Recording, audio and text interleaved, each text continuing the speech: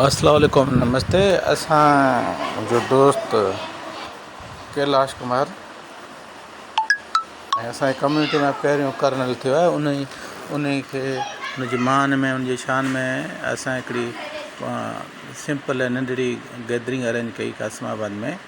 हुते सभु असांजे मेघमल्हार सथ जा दोस्त आहिनि, उहो सभिनी गॾिजी गैदरिंग कई आहे।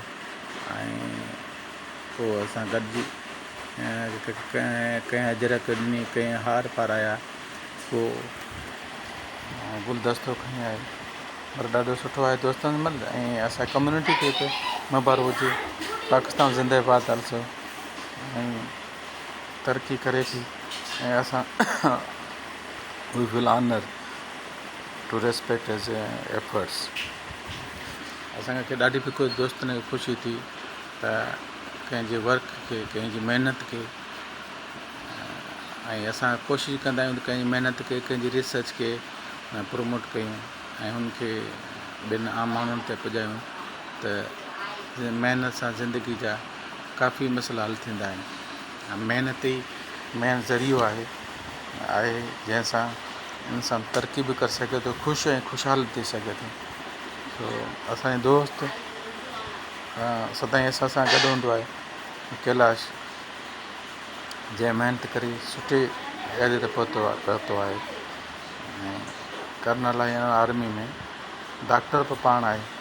सो इन करे इनखे असां घणियूं मुबारक ॾियण लाइ सभु दोस्त गॾु थिया आहियूं कासमाबाद में। हीअ असांजो दोस्त आहे मैनेजर, माना वाइस प्रेसिडेंट आहे, विशन कुमार। उनखे मां चयो उहो सॼो प्रोग्राम ऑर्गेनाइज़ करण में हेल्प कई आहे।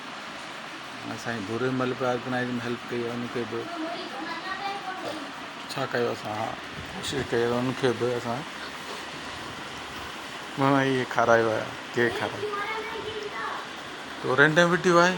ऐं हुन सां गॾु असांजा सभई दोस्त, साईं टेकचंद साहिबु, टेकचंद राठौड़ साहिबु, ऐं साईं सेठ निहालचंद मनजियाणी साहिबु, ऐं साईं मुनेश, डॉक्टर मुकेश खटवाणी, ऐं होचंद तोगणे, साईं वकील शंकरलाल, ऐं जेको पुराणो एसीब आहे।